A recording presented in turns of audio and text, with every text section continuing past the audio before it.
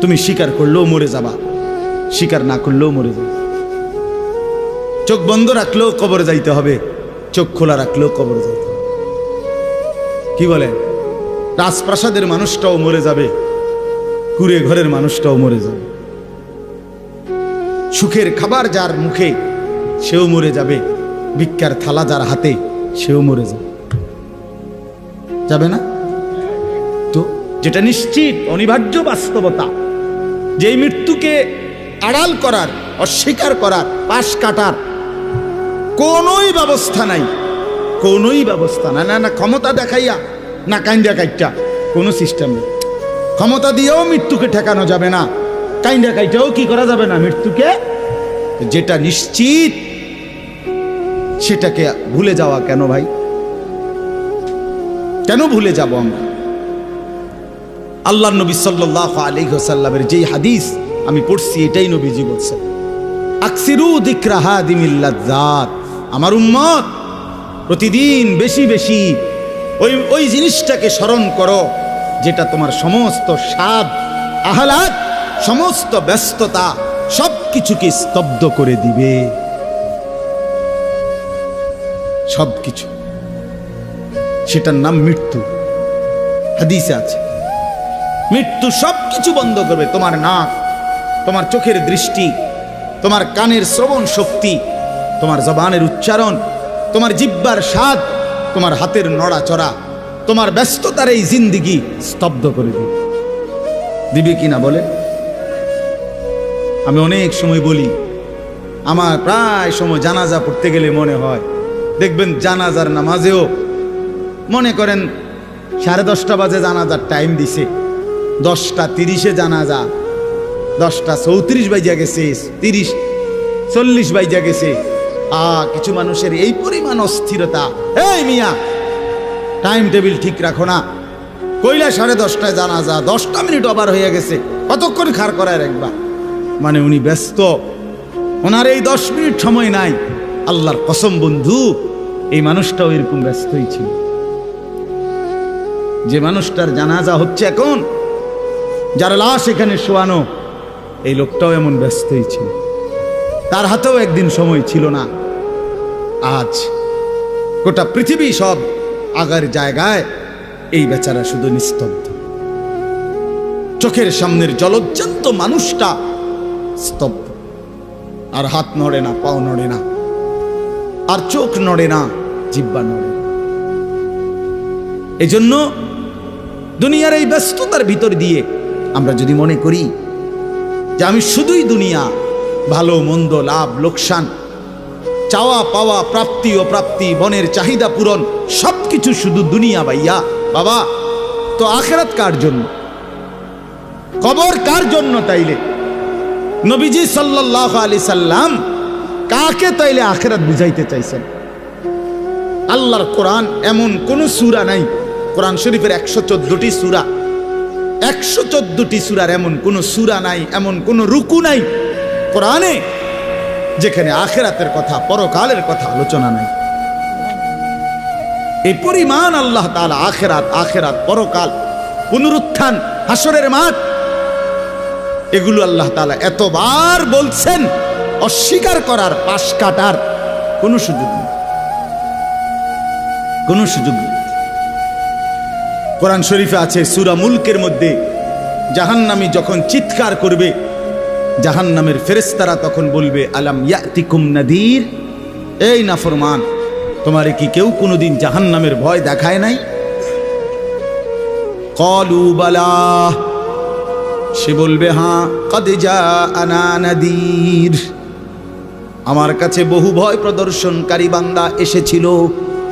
কত ইমাম, কত খতিব, কত আলেম, কত ওয়াইজ, কত বক্তা, কত পীর, কত মাশায়েখ, কত আউলিয়া, কত বুজুর্গ চোখের পানি ফেলে ফেলে বারবার বারবার আমার এই জাহান্নামের কথা বলছিল, কিন্তু ফাকাদ্দাবনা, আমি মিথ্যা মনে করেছি। ওয়াকুলনা মা নাযালাল্লাহু মিন শাই, আমি আরো বলছি এগুলো আল্লাহ বলে নাই, তোমরা মোল্লারা, মুন্সিরা তোমরা বানায়া বানায়া বলো। হ্যাঁ, অনেক বেত্তমিজ লোক আছে, ও আইতো না, হুজুররা যত কয় এত না, না ওরা জানে, ওরা আগেও একবার ফিডা খাইয়া আইছে, ওরা একবার ঘুরে আইছে হাসুরের মাঠ, ওরা জানে যত কয় এত না। ও কইতে লাগলে সবাই কয়, বাড়াইয়েই কয়, মাইক ফাইলে কে না কয়। এই সমস্ত বিদ্রুপ আলেমদের কথাকে আপনি অবজ্ঞা করিলেন। আসলে তো আলেমদের কথা না, কথা যদি হুজুরের কথা হইতো তাইলে না হয় আপনি ফেলে দিতেন, কিন্তু জবানে না হুজুরের কথা, তো সরাসরি আল্লাহর কথা, তো রাসূলুল্লাহর, আল্লাহর, তো সে কথা প্রত্যাখ্যান করলেন কেন? আপনি আমার কথা, আমার ব্যক্তিগত যদি কথা হয় সেটা ফেলে দেন, কথা বোঝেন নাই। কিন্তু উলামায়ে কেরাম আপনাদেরকে নসিহতের মাধ্যমে নিজের ব্যক্তিগত হুজুরদের কথা বলে না, কথা বলেন না কেন? কার কথা বলে? আল্লাহর কথা বলে, রাসূলুল্লাহ সাল্লাল্লাহু আলাইহি সাল্লামের কথা বলে, তো সেটা বাদ দিলেন কেন?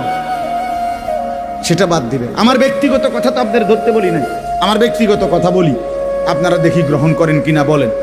মনে করেন আমি কুমিল্লা ক্যান্টনমেন্ট থাকি, ময়নামতি সাহেবের বাজার, আমার মাদ্রাসা বাসা ওইখানে। তা আমি কুমিল্লা ক্যান্টনমেন্টে একটা বড় টাওয়ার আছে, গুমতি টাওয়ার। এই গুমতি টাওয়ারের নিচে আন্ডারগ্রাউন্ডে মুদি দোকান এবং তরি তরকারির দোকান। আমি প্রত্যেক দিন ওইখানে তরি তরকারি এবং মুদি যত মাল, এই যে পেঁয়াজ রসুন আদা তেল এগুলো এবং মাছ তরকারি, এগুলো ওই গুমতি টাওয়ার থেকেই সবসময় কিনি। আপনারাও সবাই নিয়ত করেন ইনশাআল্লাহ এখন থেকে সবাই কুমিল্লা ক্যান্টনমেন্ট গুমতি টাওয়ার থেকেই তরকারি এবং চাল ডাল তেল কিনবেন, বলেন ইনশাআল্লাহ। কথা বলেন না তো, তা আপনি কি বলবেন? কি কি হুজুর আপনি পাগল হইলেন? আমি কিনতাম, আমার আমনের ক্যান্টনমেন্ট আমি কিনতাম যাবো, আমাকে দেশে কি মাছ তরকারির অভাব পড়ছে নি? ঠিক কিনা বলেন না কেন? তাহলে এইটা না আমার ব্যক্তিগত কথা, কথাটা আমার বুঝছেননি? এইটারে তো আপনারে মানতে কই নাই আমি তো বলি না আপনারে যে আপনি আমার লগে গিয়ে বাজার করেন। তাহলে আপনি যে বললেন হুজুর রে এরম কয়, হুজুরের সব কথা ধরলে চলন যাইতো না বর্তমান জমানায়। আপনারা তো আমার একটা কথাও ধরতে বলি নাই, আপনাকে বলছি আল্লাহর কথা না ধরতে। আপনাকে তো বলেছি ভাইয়া রাসূলুল্লাহ সাল্লাল্লাহু আলাইহি ওয়াসাল্লামের কথা ধরতেন। আল্লাহর কথা ফিরায় দেয় কেমনে? নবীর কথা ফিরায় দেয় বলেন বাবা, মেহেরবানি করে। এই জন্য বুঝতে শিখেন, বুঝতে শিখেন। তিনটা জিনিস আমাদের মধ্যে লাজেম থাকা চাই। এক হলো তাওহীদ, দুই হলো রিসালাত, তিন হলো আখিরাত। এই তিন জিনিস ভুলে গেলে মুসলমান হয় না। তাওহীদ ভুলে গেলে, অর্থাৎ লা ইলাহা ইল্লাল্লাহ, জীবনের সব ব্যাপারে সব বিষয়ে যা কিছু হচ্ছে আমার জীবনের এই সারা পৃথিবীর কায়নাতের সমস্ত নড়া চড়া প্রত্যেকটা বিন্দু বিসর্গ করছেন শুধুই একজন, তিনি আল্লাহ। তিনি কে? লা ইলাহা ইল্লাল্লাহ, আল্লাহ ছাড়া আর কোনো ইলাহ নাই, দেনেওয়ালা আর কেউ নাই, পালনেওয়ালা আর কেউ নাই। এটা তাওহীদ। আর শাজিমের উপর থেকে সাতবক জমিনের নিচ পর্যন্ত যেটা যেমনে যেভাবে আছে সেটা একজনই পরিচালনা করছেন, তিনি আল্লাহ। এ কথা যত দিলের মধ্যে বসাইতে হবে। দুই নাম্বার রিসালাত। রিসালাত মানে হলো মুহাম্মাদুর রাসূলুল্লাহ সাল্লাল্লাহু আলাইহি সাল্লাম, এই কথা গ্রহণ করা। এই কথা আবার গ্রহণ করার কি?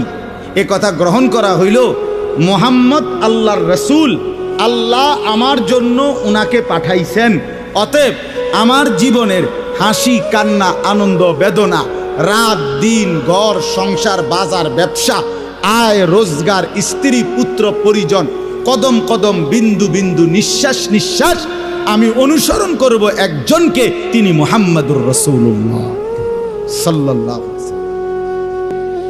এটারে বলে রিসালাত। এটাকেই বলে নবী সাল্লাল্লাহু আলাইহি সাল্লামকে চেনা, এটাকেই বলে নবী সাল্লাল্লাহু আলাইহি সাল্লামকে ভালোবাসা, এটাকেই বলে নবী সাল্লাল্লাহু আলাইহি সাল্লামকে অনুসরণ করা।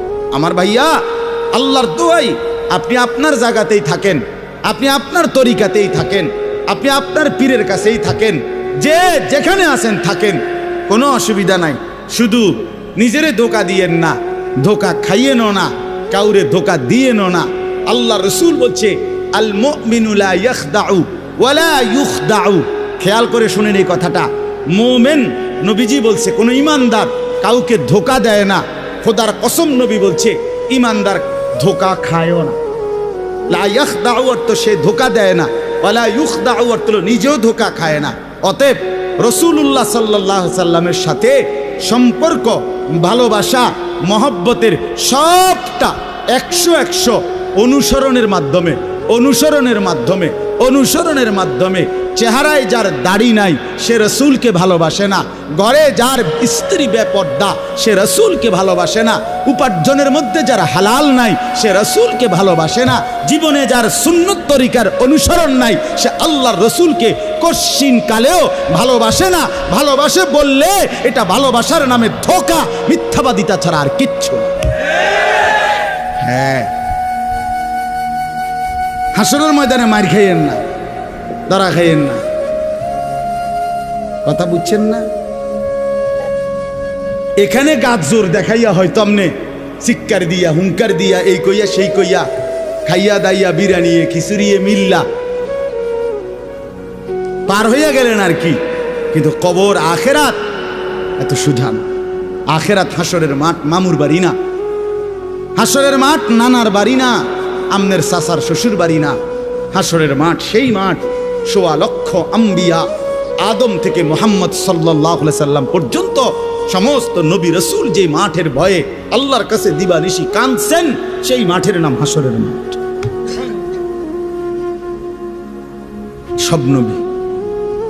সব নবী আল্লাহর কাছে হাসরের মাঠের ব্যাপারে দোয়া করছে।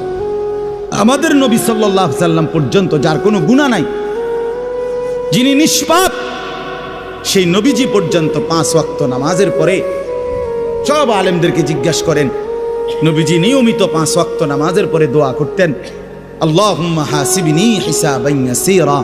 আল্লাহ, হাসরের মাঠে আমার ভয় লাগে, আমি মুহাম্মদের, আপনার বন্ধুর হাসরের মাঠের হিসাব সহজ করে দিও। নিজের ব্যাপারে বলছে। এজন্য বাপ রাগ হইয়েন না। 1 নম্বর তাওহীদ, কলিজার ভিতরে ঈমান মজবুত করতে হবে। 2 নম্বরে রিসালাত, জিন্দেগীর মধ্যে রাসূলুল্লাহ সাল্লাল্লাহু আলাইহি সাল্লামের অনুসরণ নিশ্চিত করতে হবে। নিশ্চিত করতে হবে। কেন মেসওয়াক করেন না? আপনি জানেন নবীজি মেসওয়াক করতেন, এই জন্য করেন না। কেন দস্তরখান বিছায়া খানা খান না? আপনি জানেন, শুনছেন যে নবীজি সাল্লাল্লাহু আলাইহি সাল্লাম দস্তরখান বিছায়া সমান জায়গায় খানা খাইতেন, এই জন্য আপনি ইচ্ছা করে এটা বিছান না। কারণ আপনার কলিজার ভিতরে সিদ্ধান্ত, আমি মুহাম্মদুর রাসূলুল্লাহ সাল্লাল্লাহু আলাইহি সাল্লামের বিরোধিতা করব। কেন আপনি দাড়ি কাটেন? কারণ আপনি শুনছেন নবীজি দাড়ি লম্বা করতে বলছে, এই জন্য আপনি এটা বুঝাইলেন। রাসূলুল্লাহ সাল্লাল্লাহু আলাইহি সাল্লাম আপনি কইছেন, আচ্ছা আমরে দেখাবো, আমরে দেখাবো। আপনি জানেন, হ্যাঁ, আপনার বাম পাও দিয়া ঢুকতে বাথরুমে, টয়লেটে মনে থাকে না। কেন মনে থাকে না? আপনি জানেন না এটা নবীজি বলছে। কথা বলেন না, নাকি ওই কাউমি মাদ্রাসার হুজুররা কইছে? কথা বলেন না। মেসওয়াক এটা রাসূলুল্লাহ সাল্লাল্লাহু আলাইহি সাল্লামের সুন্নত না কওমি আলেমদের সুন্নত? কথা বলেন না আপনারা। তো এটা করেন না কেন? কারে ওহাবি বলেন? কারে গালি দেন? কেন গালি দেন? কি বুঝে গালি দিলেন? কেন বললেন? বলেন, কি অপরাধের কারণে আমি রাসূলের দুশমন হব? কেন? আমি মিসওয়াক করি এই অপরাধের কারণে না? কথা বলেন না কেন? আমি দাড়ি রাখছি দেখে এই অপরাধের কারণে? কোন আমার স্ত্রী পর্দানশীল, আমার মেয়ে পর্দা করে, আমার ঘরে টেলিভিশন নাই, আমার রোজগারের মধ্যে আমি হারাম করার চেষ্টা করি না, তো সব ক্ষেত্রে রাসূলুল্লাহ সাল্লাল্লাহু আলাইহি সাল্লামের সুন্নাতের উপরে চলার চেষ্টা করলাম, তা আমি রাসূলের দুশমন কেন হলাম? আমি বুঝাইলাম, আমি বলতে মানে আপনি যে কোনো একজন আলেমে দ্বীনকে আপনি কেন নবীর দুশমন বলবেন? এত বড় জুলুম কেন করেন? এত বড় কেন জুলুম করেন বাবা? চা দোকানে বসে একজন আলেমের বদনাম করলেন, আপনি আন্দাজ করলেন একজন আলেমের ইলমের কদর কত? আমরা কিতাবে স্পষ্ট পড়ছি সারা পৃথিবীর ইমানদারের সমস্ত বন্দিগি আর আল্লাহর রাস্তায় জেহাদ, এই দুইটার পার্থক্য কদ্দুর। সারা পৃথিবীর ইমানদারের সমস্ত ইবাদাত একটি সমুদ্রের মধ্যে যদি কেউ আঙ্গুল দেয়, আঙ্গুল চুবায়, তো আঙ্গুলের অগ্রভাগে পানি লাগবে যে দূর, এতে করে সমুদ্রের ঢেউ তো বন্ধ হয়ে যাবে, ঠিক না? নৌকা চলা বন্ধ হয়ে যাবে না? সমুদ্র টের পাবে কিছু? কিতাবে স্পষ্ট আছে একজন ইমানদারের সমস্ত মুমিনের সব ইবাদত একত্র করিলে এইটার মর্যাদা হলো আঙ্গুলের অগ্রভাগের পানি। আর আল্লাহর রাস্তার জিহাদ ফি সাবিলিল্লাহ, জীবন দেওয়া, জিহাদ করা, এটা সমুদ্রের বাকি পানি। এরপরে লিখছে যে সমস্ত ইবাদত এবং আল্লাহর রাস্তার যুদ্ধ, এইটাও এবার একসাথ করেন। এই সবটা এবার ইবাদাত এমনকি জিহাদ সবটা একত্র করিলে আঙ্গুলের অগ্রভাগের পানি, খোদার কসম, আল্লাহর কসম, এলেম, কোরআন সুন্নাহর এলেম, এইটা সমুদ্রের বাকি পানি। বিশ্বাস করে এবার বলেন এক আলেমে দ্বীনের কদর করে আপনি কারে টিটকারি করলেন? কারে? ওটা আপনার মসজিদের ইমাম ৬,০০০ টাকা বেতন দেখে আপনার চোখে লাগছে না? বেটার বেতন কম। হ্যাঁ, বেটার বেতন কম তো আপনি না কম দিছেন, উনি নি কম নির্ধারণ করছেন, আপনি না তারে মূল্যায়ন করেন না। কথা বলেন না কেন? আমাদের সমস্ত একার একটা স্পষ্ট কথা খেয়াল করেন, যদি এক সমস্ত মুসলমানের টার্গেট হইতো যে আমি প্রত্যেক বিষয়ে আল্লাহর কোরআন রসুলের সুন্নাত মোতাবেক চলবো, তাইলে এই পৃথিবীতে মসজিদের ইমামের চাইতে ব্যস্ত জিন্দিগি আর কেউ পালন করার কথা ছিল না। কেন? ওই মহল্লার সমস্ত মানুষের ঈমান, ইসলাম, আখিরাতের সমস্ত দিক নির্দেশনা সারাক্ষণ উনাকে দিতে হইতো। তখন উনার কদরও হইতো অনেক, তখন উনার বেতনও হইতো অনেক, উনার হাদিয়াও হইতো অনেক। কিন্তু আমাদের কলিজার ভিতরে আখিরাত লাগে না মনে হইছে, কোরআন তিলাওয়াত লাগে না, রসুলের সুন্নাত লাগে না, মেয়ের বিয়েটার মধ্যে নবীর সুন্নাত কি এটা জানার দরকার নাই, ছেলের বিয়েটার মধ্যে নবীর সুন্নাত কি এটা জানার দরকার নাই। ওই হদ্দার মাতব্বর মিল্লা তারা ঠিক করছে বিয়েটার মধ্যে চেয়ার হইব ২০০, টেবিল হইব মোট ৩০টা, গেট হইব একটা ৭০,০০০ টাকা দামের গেট, হাইয়েস্ট গাড়ি যাব ৬০টা, প্রত্যেকটার মধ্যে বেড়া বেড়ি মিল্লা বইব ১৪ জন, তো ৫টার মধ্যে ৫, ১৪, ৭০ জন। এরপরে দিয়া গেটে দিব ২,০০০, বাজে খরচ হইল ৩,০০০, এই হইল ৫,০০০। এগুলো হইল হিসাব। আর হুজুরেরা আইয়া কয়ে গেছে রবিবারে মাইয়াগার বিয়া, দুপুরে দুগা ভাত খাইয়ে যাই। বুঝেন নাই? কিন্তু যদি সে জানতো যে রাসূলুল্লাহ সাল্লাল্লাহু আলাইহি সাল্লামের ৪টা মেয়ে নবী বিয়ে দিছেন, আমি সেভাবে রাসূলের মেয়ে যেভাবে বিয়ে দিছেন আমি আমার কন্যাকে সেভাবে বিয়ে দেব, তাইলে তো ইমাম সাহেবের কাছেই উনি আগে আসতো, ঠিক কিনা বল?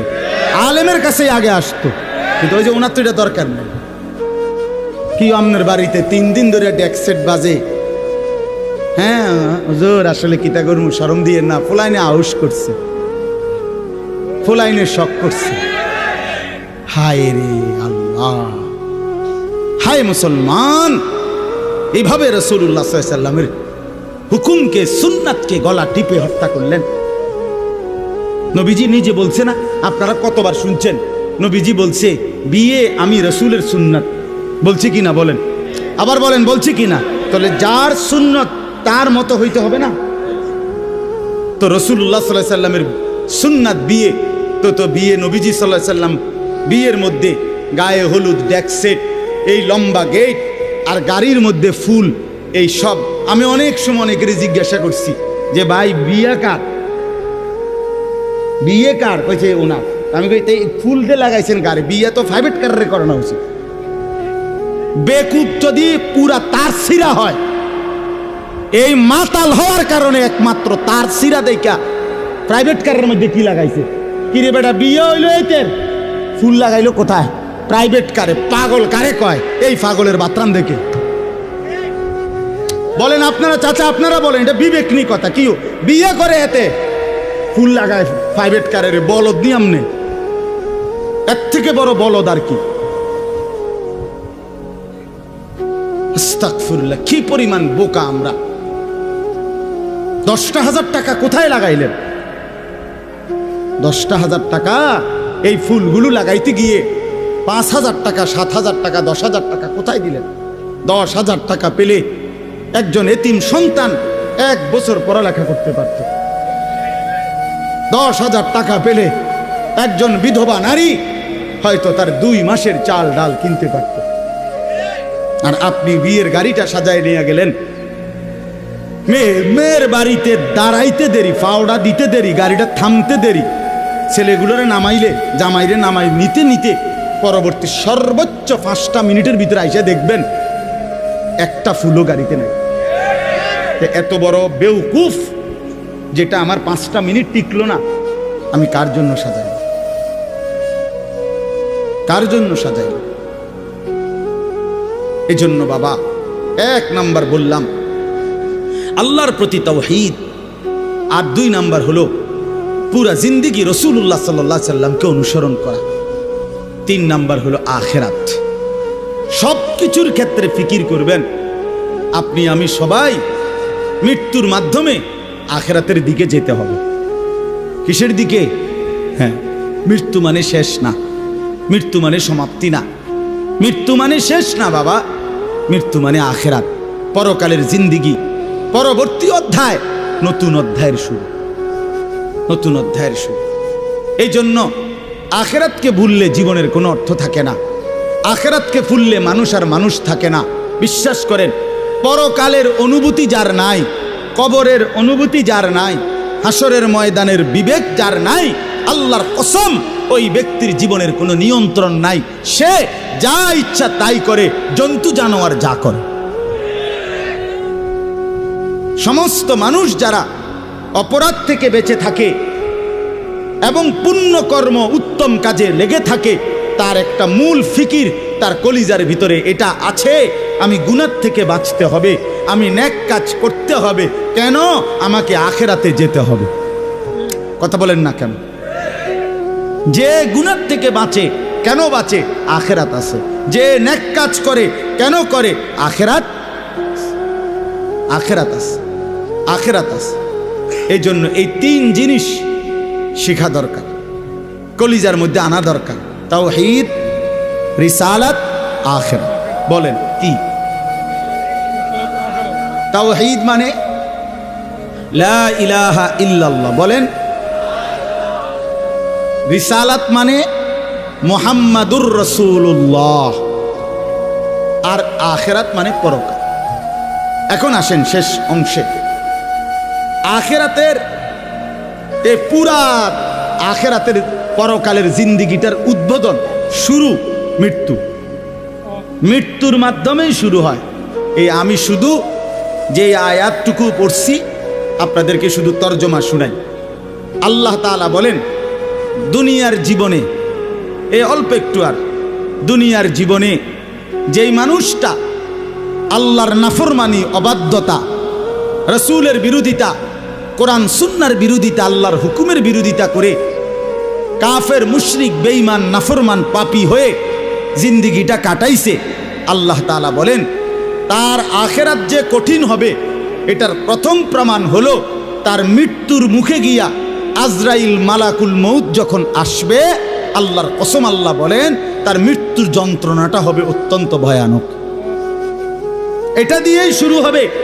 সে মালাকুল মউত আজরাইলকে দেখেই আর তার রুহু কবচ দেখেই সে বুঝে ফেলবে তার পরবর্তী স্টেজ বড় বিপজ্জনক, তার সামনের জিন্দেগি বড় বিপজ্জনক।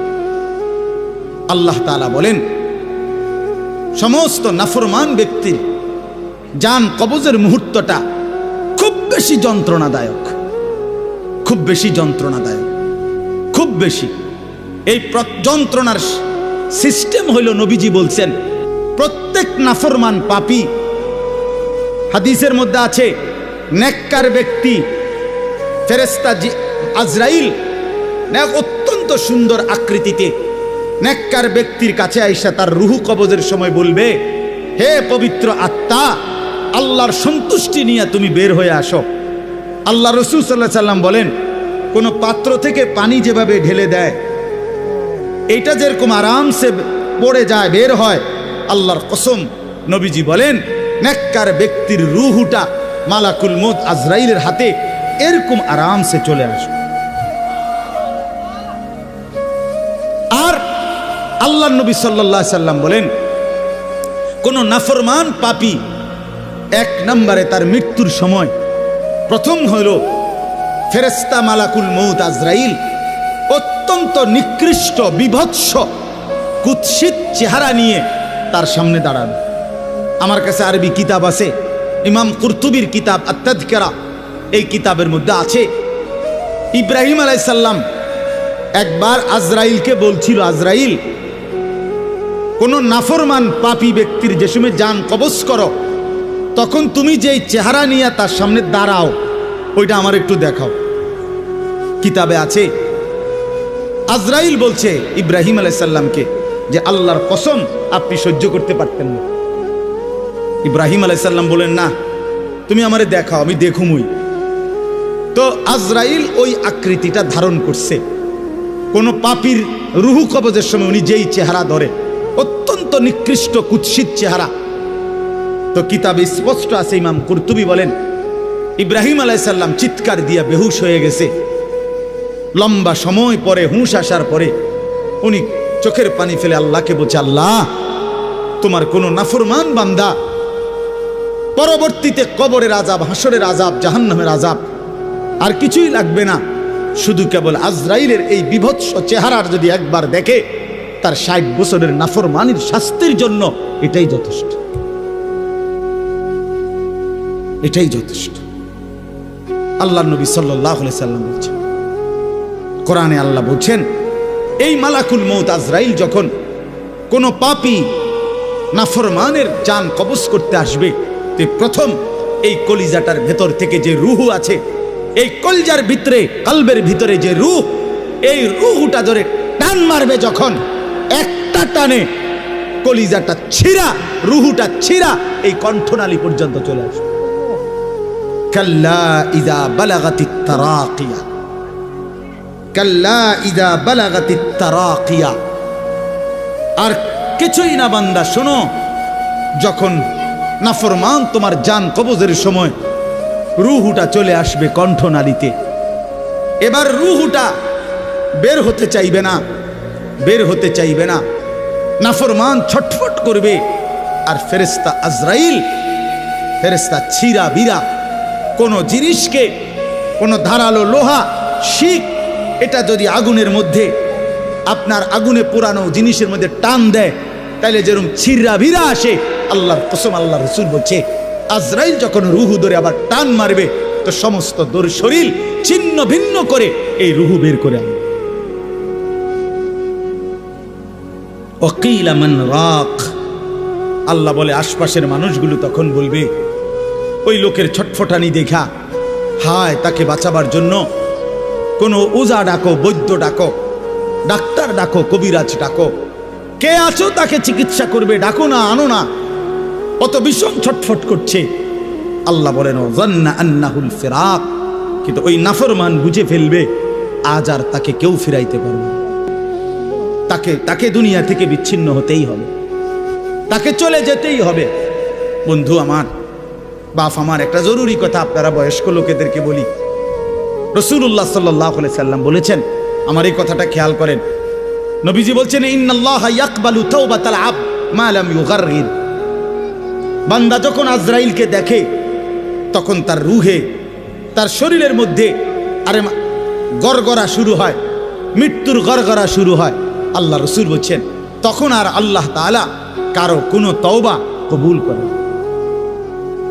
তওবা কবুল করে। ওয়ালাইসাতিত তাওবাতু লিল্লাযিনা ইয়ামালুনা আস-সাইয়্যাত হাত্তা ইযা জাআ আহাদাহুমুল মাউত ক্বালা ইন্নী তুবতুল আন। আল্লাহ বলেন যে মৃত্যু পর্যন্ত নাফরমানি করে গেছে, যখন মৃত্যুর মুখে আজরাইল আসছে এখন বলতেছে আল্লাহ আমি তওবা করলাম। আল্লাহ বলেন ওয়ালাইসাতিত তাওবা, এমন তওবা আমি আল্লাহ গ্রহণ করব না। আমরা অনেক সময় 90 বছরের বুড়া, 70 বছরের বুড়া মিয়া একদম লম্বা হইয়া সোজা হইয়া গেছে, দম টাইনতে আছে লম্বা কইরা, এই সময়ে গিয়া 200 টাকা হাদিয়া দিয়া হুজুর আনছে, হুজুর তোবাটা ফরাইয়া দেন, আব্বারে ব্যস্তটা বুঝ করে দেন, ধরেন এই 200 টাকা। কি তওবা করাবে হুজুর? হুজুর এখন ওনার কোনো এহসাস অনুভূতি আছে? কথা বলেন না কেন? উনি জানে কিছু কি বলতেছে, কি তওবা করাইলেন? কিসের তওবা? কিসের তওবা এটা? কিসের তওবা? গুনাহ করলেন আপনি, আপনারে ফরামু বুঝি আমি? হ্যাঁ, আপনার গুনাহ আপনি না জানেন। এই জন্য আল্লাহ কোরআনে বলছেন, ওয়াল্লাযীনা ইযা ফাআলু ফাহিশাতান আও যালামু আনফুসাহুম যাকারুল্লাহ। আল্লাহ বলে, বান্দা শোনো, জীবনভর যদি গুনাহ করো, নাফরমানি করো, জুলুম করো, নাফরমানি করো, কিন্তু আমার যেই বান্দা গুনাহ করবে অথবা নাফরমানি, অশ্লীলতা, বেহায়াপনা করে, আল্লাহ বলেন যদি সাথে সাথে আমি আল্লাহকে মনে করে, অতঃপর ফাস্তাগফারু লিযুনুবিহিম, আমি আল্লাহর কাছে নিজের গুনাহের জন্য মাফ চায়, ওমান ইয়াগফিরুয যুনুবা ইল্লাল্লাহ, বুঝে শুনে দিল থেকে বলে আল্লাহ আপনি মাফ না করলে মাফ করবে কে? ওয়ালাম ইউসিররু আলা মা ফাআলু ওয়া হুম ইয়ালামুন, আর আল্লাহকে বলে আল্লাহ এই গুনাহ আমি ছেড়ে দিলাম, ওয়া হুম ইয়ালামুন, জেনে বুঝে এমন নাফরমানি আর করব না, মাফ করে দেন। খোদার কসম আল্লাহ বলেন, বুঝে শুনে আমার বান্দা যদি গুনাহ ছেড়ে দিয়ে আর করবে না, ওয়াদা দিয়ে আমি আল্লাহর কাছে চোখের পানি ফেলে মাফ চায়, এবার গুনাহ যদি আসমান পরিমাণও হয়, আমি আল্লাহ ওয়াদা করলাম বিনিময়ে পুরা মাগফিরাত দিয়ে দেব। উলাইকা জাযাউহুম মাগফিরাতুম মির রাব্বিহিম, পুরা মাফ। যে শর্ত হইল বান্দা আর করবা না, ওয়াদা দিতে হবে, গুনাহগুলো ছেড়ে দিতে হবে। আমনের কলজার ভিতরে হইল আমনে কোনো সুদের টিয়া ছাড়তেন না, আমনে কোনো বিড়িখানা ছাড়তেন না, আমনে কোনো সাদওয়ানের টেলিভিশন সাউন্ড বন্ধ করতেন না, আমনে হুজুরের লগে যে ডোলেন আস্তাগফিরুল্লাহ রাব্বি, আমনে কীর্তন লরেন, আমনের পকেটে দে বিড়ি, আমনের লেগে দে সাদওয়ানে টেলিভিশন লইয়া বইয়া রয়েছে দোকানদার, আমনে লরেন কীর্তেন, কি এর তওবা করেন কার কাছে? আল্লাহ বুঝে না? কথা বলে না? হ্যাঁ, আল্লাহ জানে না? এটারই নি কয় তওবা। টেলিভিশনের দিকে চাইয়া চাইয়া কর তোবা তোবা তোবা তোবা। আহারে কিতা রে বাবা রে, দেশটার মধ্যে কি শুরু হইল? আপনি যেটি চাইতে আছেন এটি শুরু হয়েছে। আস্তাগফিরুল্লাহ, আস্তাগফির। এজন্য বাবা জওয়ান হন, বৃদ্ধ হন, গুনাহ ছাড়তে হবে এখন। কখন বলেন? ওই বাবা বলেন না কখন? এখন এখন এখন, আজ। গুনাহ করলেন যখন, ছাড়বেন তখন। দিল, দিমাগ, আকল, হুঁশ আছে যখন, এটা মনে রাখে। আল্লাহ তাআলা বলেন, ওয়াযান্না আন্নাহুল ফিরাক, আশপাশের লোকজন তো ডাক্তার কবিরাজ লইয়া ডাকাডাকি করছে, কিন্তু সে বুঝে ফেলছে তাকে দুনিয়া থেকে আলাদা হবে, আর থাকতে পারবে না। ওয়ালতাফাতিস সাকু বিসাক, আল্লাহ তাআলা বলেন ভয়ে আর আতঙ্কে নাফরমান পাপী জান কবজের সময় তার দুইটা পাও মিলাইবার মতো ক্ষমতাও আর তার থাকবে না। পায়ের দুইটা গোসা, গোড়ালি, এইটা পর্যন্ত কুদুর লাগানো অথবা সরানো এই ক্ষমতাটা থাকবে না। এতটা ভয়ে আতঙ্কে পাও নিয়ে পড়ে থাকবে যে পায়ের গোসা, গোড়ালিটা পর্যন্ত নাড়াইতে পারবে। ইলা রব্বিকা ইয়াউমা ইদিনিল মাসাক, আর এই অবস্থাতেই তাকে আল্লাহ তাআলার কাছে পৌঁছতে হবে। কার কাছে বলেন না? এবার দেখেন এই কথাটা ছেলেরা তোমরা শোনো, শুনো, চাচারাও শোনেন, নওজোয়ান তোমরাও শোনো। 4টা আয়াতে কোরআনুল কারীমে আল্লাহ বলছেন, মোট 4 জায়গায়, যে আল্লাহ বলছেন মৃত্যুর যন্ত্রণা নাফরমানের অত্যন্ত কঠিন। এই জান কবজের সময় একেবারে সব ছিঁড়ে লাবে। তো এইটা আল্লাহ বলছেন মৃত্যুর যন্ত্রণা সবচেয়ে বেশি কঠিন, যে মৃত্যুর রুহু কবজের এটা কার হবে, কার জান কবজের সময় যন্ত্রণা হবে কঠিন। আল্লাহ বলছেন ফালা সাদ্দাকা ওয়ালা ইলা রব্বিকা ইয়াউমা ইদিনিল মাসাক ফালা সাদ্দাকা ওয়ালা সাল্লা। কেন মৃত্যু যন্ত্রণা হচ্ছে, কেন তার রুহুটা ছিঁড়াবিরা নিতেছে? আল্লাহ বলেন কারণ হলো আমার এই নাফরমান বান্দা এক নম্বরে আমি আল্লাহর কথায় বিশ্বাস করে নাই, দুই নম্বরে ওয়ালা সাল্লা 5 ওয়াক্ত নামাজ আদায় করে। এই জন্য আমি আল্লাহর কসম দিয়ে হাত জোড় করে বলি, ভাইয়া আমার, বন্ধু আমার, ছেলেরা আমার, তোমরা যারা নামাজ পড়ো না, আল্লাহর কসম কবর, হাসর, আখিরাত, মিজান তো কষ্ট হবেই, মৃত্যুর মুখে তোমাদের রুহু কবজের সময়ও ভীষণ কষ্ট হবে, কষ্ট পাইবা, খুব বেশি দিন না। ফালা সাদ্দাকা ওয়ালা সাল্লা ওয়ালাকিন কাযাবা ওয়া তাওয়াল্লা।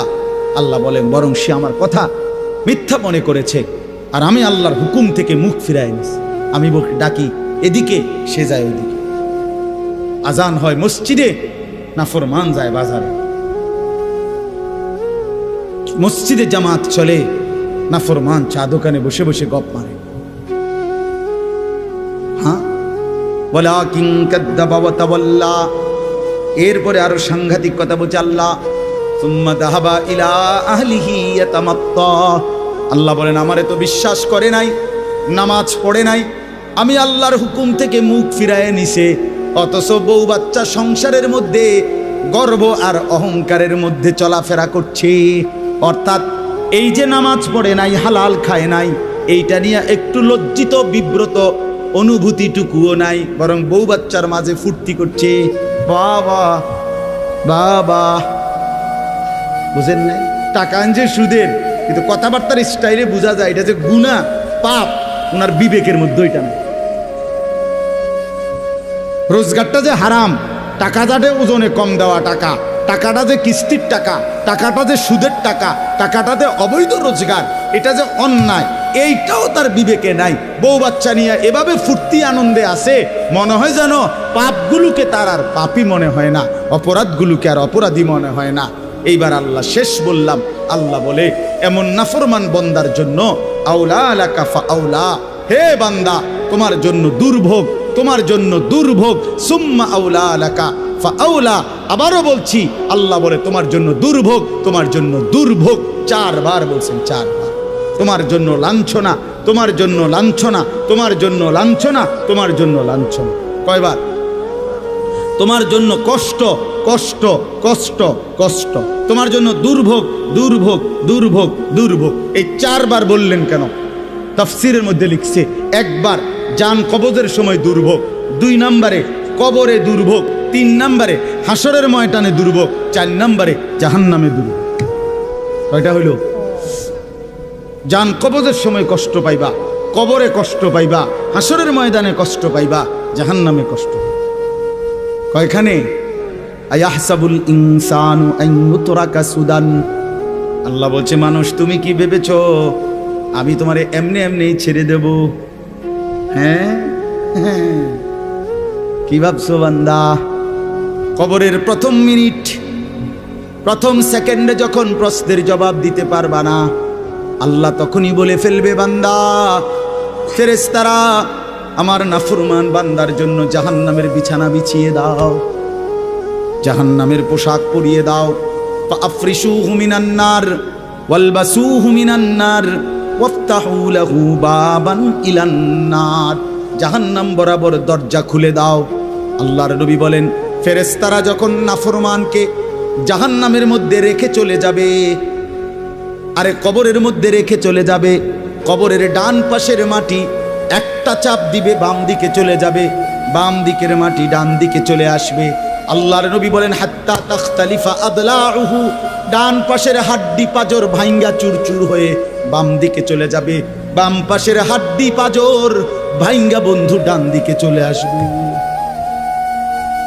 প্রথম মিনিটেই হাড্ডির শরীর চুরচুর হয়ে যাবে। আল্লাহ ছাড়বে না, আমারেও না, আপনারেও না, বিশ্বাস করুন। দুনিয়া আল্লাহ তাআলা তো শাস্তির জায়গা না। আল্লাহটা বলছে তো, আমি এটা শাস্তির জায়গা না, এটা পরীক্ষার জায়গা। কথা বোঝেন নাই? দুনিয়া কিসের জায়গা? এই জন্য ছাড় দেই না। আমি যদি ডেইলির ফিডে ফিরতাম তো তুমি তো মাথা টিকতা না। আজকে যারা নামাজ পড়ে নাই, এখন যারা এশার নামাজ পড়ে নাই, মনে করেন এখন গিয়ে ঘুমাবে, তো ফেরেশতা যদি একটা লাথি মারে, আইয়া একটা কিচ্চা লাথি মারে যে গাদ্দার ওঠ, তো একটা লাথির লোকে তো 7টা মহাদেশ পার হইয়া যাবে। যদি একটা টানা চটকনা দেয় ঘাটটা বাড়াইয়া, কি হবে তখন? এজন্য আল্লাহ কোরআনে বলছে, আমি যদি বান্দা নগদ শাস্তি দেই তাহলে তো ঘাড় সোজা কইরা একজনও চলতে পারবে না। আমি তো জমিনটাকে, পৃথিবীতে আমি আল্লাহ শাস্তির জন্য না, এটা বিচারের জায়গা না, এটা আমলের জায়গা, বিচারের জায়গা আলাদা। মালিকি ইয়াউমিদ্দিন। চলেন, রাত গভীরে, অনেক রাত হইছে, আমরা আপনাদের কাছে বলার চেষ্টা করলাম, নিজেরা ধাক্কাধাক্কি না করেন, বুঝতে শিখেন। এ হুজুররা কয় তো ভালোই, আসলে কথাটি ভালো বলছে, আমরা লাগিয়াই কইছে, কিন্তু পারি না। হ্যাঁ, আহা পারি তো না। বাবারা, চাচারা, এই সমস্ত ফাজিলি কথা বলিয়েন না, এই সমস্ত মস্কারি কথা বললেন না যে পারি না। পারবেন না কেন? আপনি পারবেন না কেন? পারবেন না। আপনি এই 60 বছরে কি কম কিছু পারছেন? আপনি 60 বছরে হুদা চিড়া খাইছেন? পারবেন না কেন? অবশ্যই পারবেন। আপনি নিয়ত করেন, আমার ছেলেকে নামাজ পড়াবো, মেয়েকে নামাজ পড়াবো, নাতি নাতনিকে নামাজ পড়াবো, আল্লাহর কোরআন শিখাবো, স্ত্রী সন্তানকে পর্দা পুশিদা করাবো। আপনি ফয়সালা নিয়ে ফিকির করেন, না বুঝলে ওলামায়ে কেরাম থেকে জিজ্ঞেস করেন যে হুজুর আমি কেমনে কি বলতাম, কেমনে কি করতাম। আপনি শিখেন, আপনি বুঝেন, মৃত্যু পর্যন্ত বলা চালু রাখেন। তাইলে হবে কি, যদি আপনার কথায় তারা ফিরেও না আসে, আপনার লাগাতার বলা, চোখের পানি ফেলা, আপনার অব্যাহত চেষ্টার কারণে হতে পারে আল্লাহ আপনারে মাফ করে দেবে। কিন্তু আপনি যে মাতেনও না, লড়েনও না, আপনি বইয়া বইয়া তারার লগে ভাত খান, আপনি আপেল খান, মালটা খান, গপ মারেন, খুশি, অথচ তারা নামাজ পড়ে না। এইটা কি ধরনের জিন্দেগি? আল্লাহ আমাদেরকে বুঝার তৌফিক দান করেন। যেই ছেলেরা আলহামদুলিল্লাহ আজকের এই মাহফিলের ইন্তজাম করেছো, ভাই তোমাদের কাছে আমার অনুরোধ, ভাইয়া নামাজ পড়ো। যুবক, আমার অনুরোধ, এটা নামাজ না পড়লে কোনো লাভ হবে না। যারা মাহফিল সাজিয়েছ, এবার জিন্দেগি সাজাও, নিজেকেও সাজাও। এত সুন্দর মাহফিল যাদের হাতে হয়েছে, তুমি কেন নষ্ট হইবা? তুমি বরবাদ হইবা কেন? তুমি মানুষকে ডাকলা আল্লাহর দিকে, নিজে দিলা না সেজদা, তো কি লাভ হলো ভাইয়া? কি লাভ হলো? এটা কেমন ইনসাফ হলো ভাই? এই জন্য দয়া করে বাপ, প্রত্যেকটা যুবক ইনশাআল্লাহ আল্লাহর জন্য, দ্বীনের জন্য নিজেকে সুন্দর করে ইবাদত আমল না করলে হবে না। আগামী দিনে ইসলামের জন্য আরো কোরবানি লাগবে। অবশ্যই দেখেন, দেখেন সারা পৃথিবীতে ইসলাম আর কুফরের যুদ্ধই শুরু চলছে। ইসরায়েল এবং ফিলিস্তিনের যুদ্ধ তেল নিয়া। কথা বলেন না কেন? তেল নিয়া, টাকা নিয়া, দিন নিয়া। ইসরায়েলের সাথে লেবাননের যুদ্ধ ঈমান আর কুফরের যুদ্ধ। কথা বলেন, সারা পৃথিবীর এই গোলযোগ বাড়তেছে। ঈমান আর কুফরের যুদ্ধ, ইসলাম আর বেঈমানের যুদ্ধ। অতএব এই যুদ্ধে যদি তুমি টিকতে হয় তো অবশ্যই তোমাকে সেজদাওয়ালা হইতে হবে। যে কপালে সেজদা নাই, তুই পারতা না। আমি সব সময় বলি ভাই, দুইটা স্লোগান মারন আর আল্লাহর জন্য জীবন দেওয়া এক কথা না। এজন্য নামাজ পড়ো, নামাজ পড়ো। মোবাইলের নেশা ছাড়ো ভাইয়া, মোবাইলের নেশা কমাও। ব্যক্তিগত প্রয়োজনের মধ্যেই রাখো। একটু চেষ্টা করলে, হিম্মত করলে, যে মানুষ আজীবন লবণ দিয়া ভাত খাইতো, ডাক্তার নিষেধ করার পরে 20 দিন চেষ্টা করে সে এখন লবণ ছাড়াও ভাত খাইতে পারে। যে মানুষ আজীবন চিনি দিয়া চা খাইতো, ডাক্তার নিষেধ করার পরে এখন 20 দিন চেষ্টা করার পরে এখন সে চিনি ছাড়াও চা খাইতে পারে। যে মানুষ সব সময় মিষ্টি খাইতে পছন্দ করত, এখন ডাক্তার ডায়াবেটিস বলার কারণে মিষ্টি খাওয়া ছেড়ে দিতে বলাতে সে এখন পরবর্তী 10 বছর 15 বছর মিষ্টি ছাড়াও জিন্দিগি চালাইতে পারে। যে মানুষ বহুদিন বিড়ি সিগারেট খাইতো, কোনো আলেমে দ্বীনের কথা শুই না, হয়তো ছেড়ে দিছে, কিছুদিন কষ্ট হয়েছে, 20 দিন 50 দিন 1 মাস, কিন্তু এরপরে ঠিকই তার কাছে এটা সহজ হয়ে গেছে। তো ঠিক তেমনি ভাবে ইনশাআল্লাহ হিম্মত করিলে তুমিও গুনাহ থেকে বাইচা পাক্কা নামাজি হওয়ার যদি হিম্মত করো তো তুমিও পারবা, ইনশাআল্লাহ পারবা। দুনিয়ার এই শরীর বাঁচাইবার জন্য যদি কত কিছু ডাক্তারের কথা মতো বিরত থাকা যায়, তো আখেরাতে জাহান্নামের আযাব থেকে বাঁচার জন্য, কবরের আযাব থেকে বাঁচার জন্য, মৃত্যুর যন্ত্রণা থেকে বাঁচার জন্য গুনাহ তো ছেড়ে দেওয়া উচিত।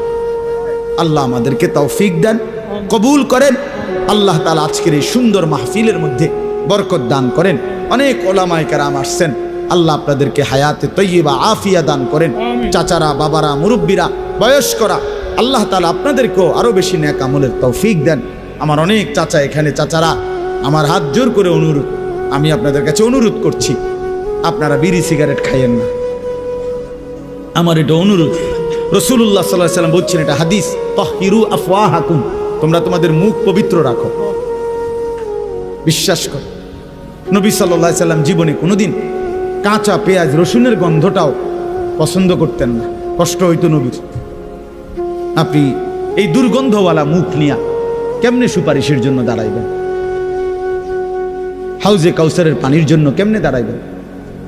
নবী যদি জিজ্ঞেস করে, উম্মত মৃত্যুর দিন পর্যন্ত, শেষ পর্যন্ত বিড়ি সিগারেট আগুনের মধ্যেই ছিলা, তখন বলে, এই জন্য অনুরোধ করলাম, বিড়ি সিগারেটের বদভ্যাস ছেড়ে দেন, চা দোকানের আড্ডা ছেড়ে দেন, টেলিভিশনে নাচ গান দেখা ছেড়ে দেন। যুবক ভাই, তোমরা নামাজ পড়ো, চরিত্রবান থাকো। পর্দার আড়ালের মা বোন যারা, তাদেরকে বলছি, আপনারা আপনাদের পর্দা, সতীত্ব, ইজ্জতের হেফাজত করেন। যে নারীর পর্দা নাই, যে নারীর সতীত্বের কদর নাই, যে নারীর মধ্যে হায়া লজ্জা নাই, পর্দার গুরুত্ব নাই, বিশ্বাস করেন, বিশ্বাস করেন, ওইটা কোনো বেটিও না, বেটির জাতন, এটা প্লাস্টিক।